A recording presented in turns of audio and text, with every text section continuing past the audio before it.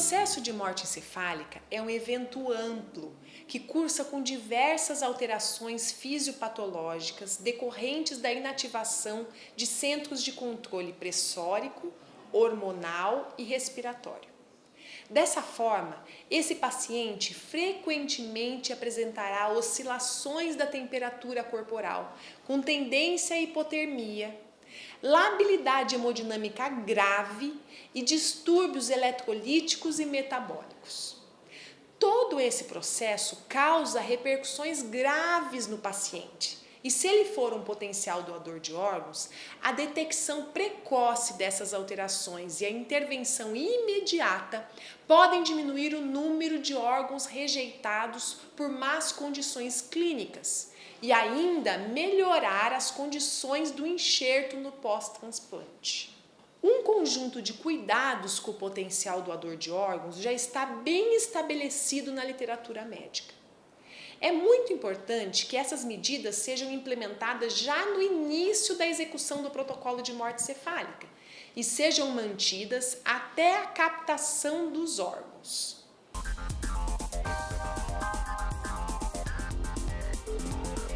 As alterações da temperatura corporal são muito frequentes. O mais comum é o paciente apresentar hipotermia grave, de difícil correção. Mas ele também pode apresentar hipertermia mantida, com temperaturas que chegam aos 40 graus. Para a hipotermia, a prevenção das temperaturas muito baixas é essencial. Para isso, é indicado aquecer o ambiente, usar mantas térmicas e infundir líquidos aquecidos. A nossa meta é manter a temperatura corporal acima dos 35 graus, idealmente entre 36 e 37,5.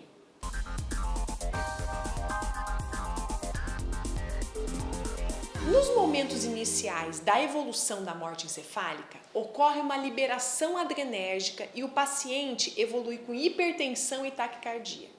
Esse quadro é chamado de tempestade autonômica. Depois, costuma haver uma hipotensão grave por vasodilatação e com necessidade frequente de vasopressor. Essas oscilações da pressão são muito rápidas e às vezes de difícil controle. Sendo assim, é muito importante monitorizar o quadro hemodinâmico da melhor forma possível, inclusive com a punção de pressão arterial invasiva. A meta é manter a pressão arterial média maior que 65 milímetros de mercúrio e menor que 95. Tanto hipertensão descontrolada como hipotensão vão causar lesão de órgão.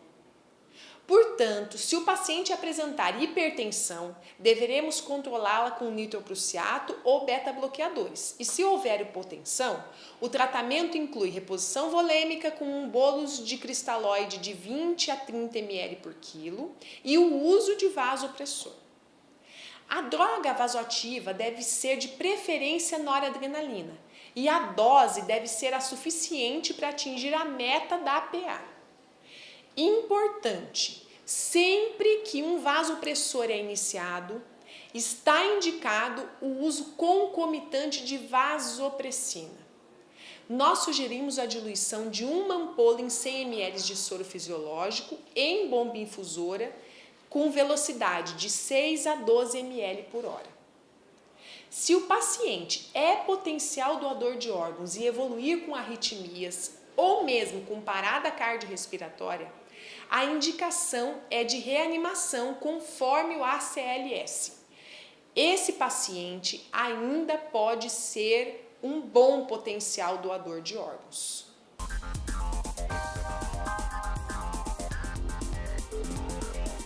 O ideal é que o paciente seja submetido a uma ventilação mecânica gentil e protetora. Isso inclui utilizar volumes correntes adequados e ajustados para o peso, portanto 6 ml por quilo de peso ideal.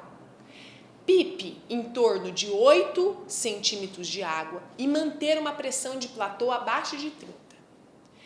O paciente não deve ficar em hipóxia e, portanto, a FO2 vai ser ajustada para manter uma saturação de pulso acima de 92%.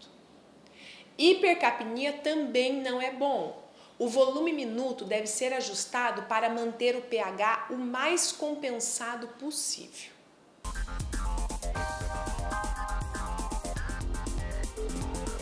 Os cuidados endócrino-metabólicos são uma etapa distinta do tratamento a que estamos habituados a fazer para os pacientes críticos em geral. Os pacientes em morte encefálica fazem depressão de vários hormônios e podem evoluir com hiperglicemia, poliúria e distúrbios hidroeletrolíticos graves.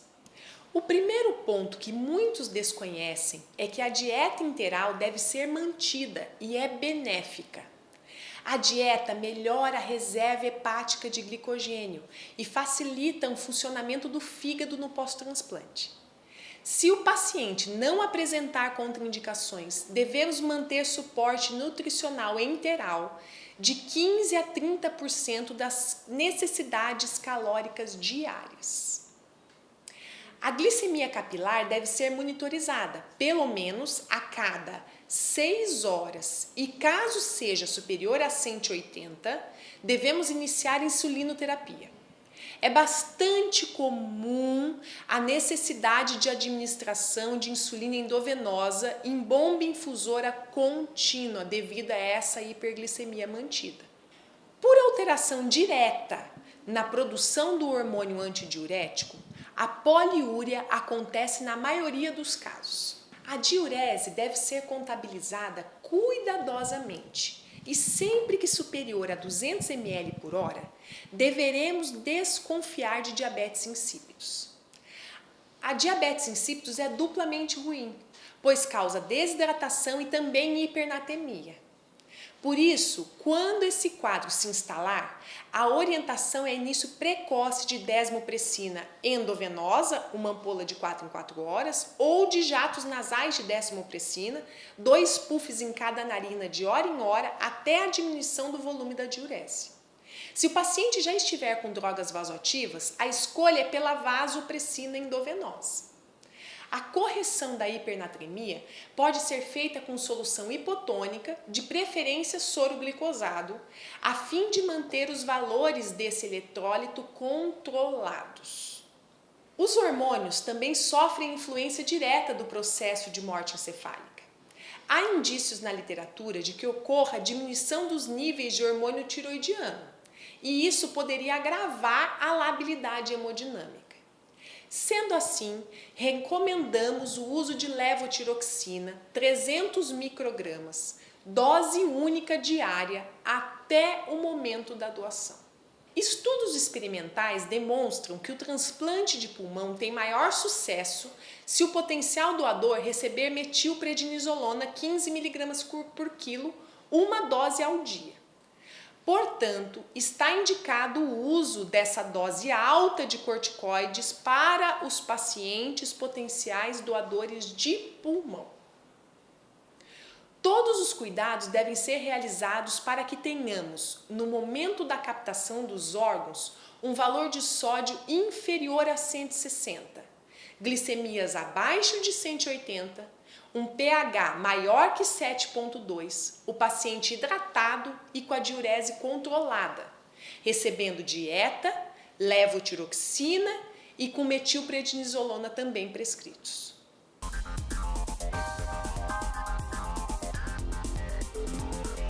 Para os pacientes potenciais doadores de órgão, os cuidados com transfusão são os mesmos dos pacientes em geral. Devemos transfundir plasma fresco e crio precipitado apenas se houver distúrbios de coagulação graves ou sangramento ativo. Reposição de plaquetas deve ser prescrita exclusivamente em casos de sangramento ativo ou níveis inferiores a 50 mil. Os níveis de hemoglobina também devem seguir os mesmos critérios convencionais e serão mantidos superiores a 7 gramas por decilitro. Se o potencial doador for elegível para doação de coração, o ideal é manter uma hemoglobina entre 9 a 10 gramas por decilitro.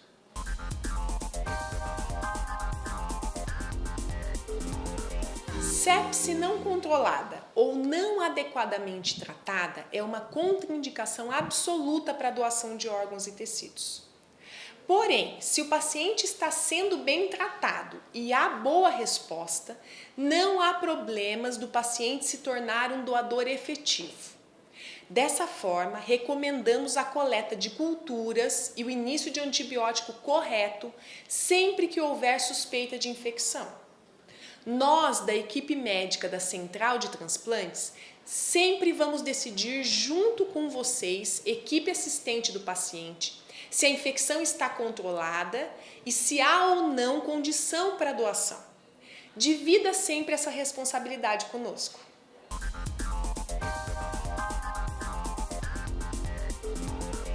Para garantir que as córneas não ressequem, as pálpebras devem ser mantidas fechadas e protegidas com gases umedecidas com solução isotônica. Colírios e pomadas podem ser usados, mas não tem indicação obrigatória. Os cuidados com o potencial doador são essenciais para que haja sucesso no processo de doação. De nada adianta fazer o diagnóstico de morte encefálica, entrevistar a família, a doação ser autorizada se no momento da retirada dos órgãos esses não estão em bom estado para poderem ser transplantados. Todas as medidas tomadas durante o protocolo podem refletir na evolução do pós-transplante. Apenas com todos esses cuidados garantiremos o sucesso do transplante, que é o objetivo comum de todos os envolvidos nesse processo. Se você atingiu todas as metas dos cuidados com o potencial doador, você contribuiu diretamente na melhora do tempo e qualidade de vida de várias pessoas. Mas caso você tenha qualquer dúvida na prescrição da manutenção do potencial doador, leia o nosso manual ou entre em contato com a Central Estadual de Transplantes do Paraná.